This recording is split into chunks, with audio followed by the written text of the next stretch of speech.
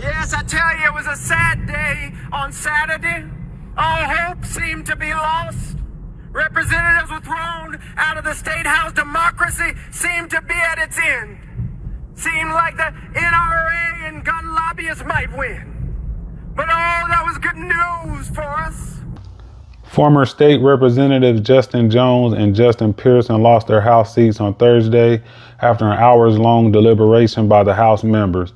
Rep. Gloria Johnson narrowly avoided expulsion as one vote preserved her position in the state legislation.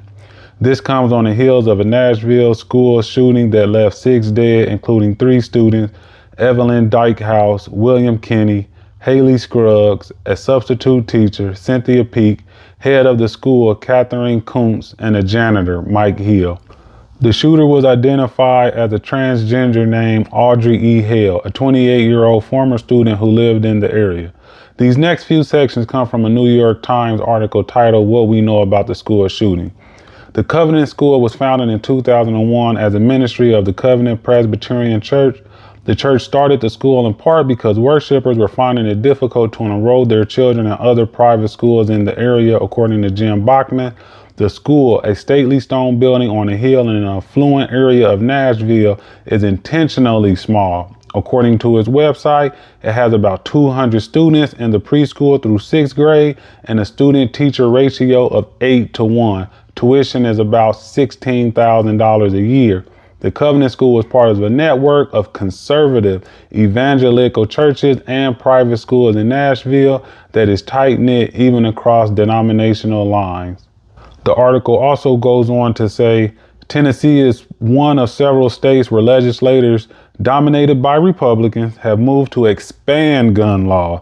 And while some Republicans have signaled a willingness to take up a so-called red flag law, which would allow a court to confiscate guns temporarily from those deemed to be dangerous to themselves or others, there is little indication that the legislative will move to significantly restrict access to guns. Governor Lee, a Republican, has instead focused on toughening school security, unveiling measures a week after the shooting that will pour millions more dollars into school security upgrades, impose more security requirements on school districts.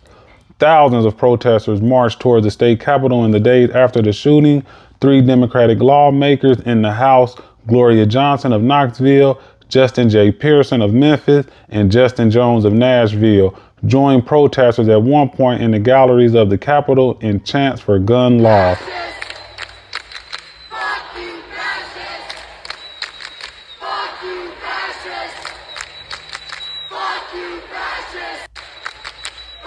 Here's an interview of former state rep Justin Pearson on CNN explaining how gun violence personally impacted him when his high school classmate was gunned down. Of this argument, Larry died actually this year in January, and it wasn't in a school.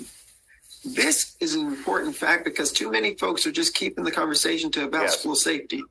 But we graduate, we get older.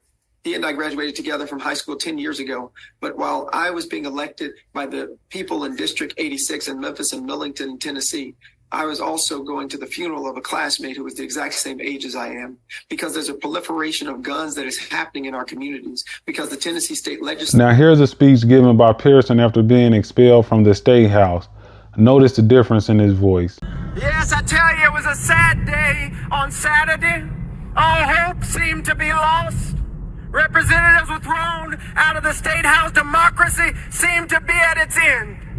Seemed like the NRA and gun lobbyists might win. But that was good news for us. I don't know how long this Saturday in the state of Tennessee might last. But we have good news, folks. We've got... Will you ignorant niggas please shut the hell up? If you're going to sacrifice yourself for an issue and imitate Martin Luther King Jr., make sure that issue directly affects the black community you serve. Memphis' black population is around 65%, and I don't care how many false representations black Memphis celebrities portray in their art, Memphis hasn't been good for black mobility. There are a few issues I can think of that Pearson should be willing to risk it all for. Some are black child poverty, poverty overall, and black unemployment, which negatively impacts his district. Mass shootings at affluent private schools isn't one of them. If white America values their gun and NRA dollars over their children's safety, who are we to intervene? This is the second time in a week where black Americans has exerted political capital on an issue that doesn't involve community up. When MLK took his last trip to Memphis, it was because he wanted black sanitation workers to be able to work in a safer environment. He wanted black men to have the dignity of having a job, being able to take care of their families through their hard work. Black people of Memphis deserve better. They deserve someone who will fight for them, not the Democratic Party. Let me know what you guys think in the comment section. Please like, share, and subscribe. I'm out. Peace.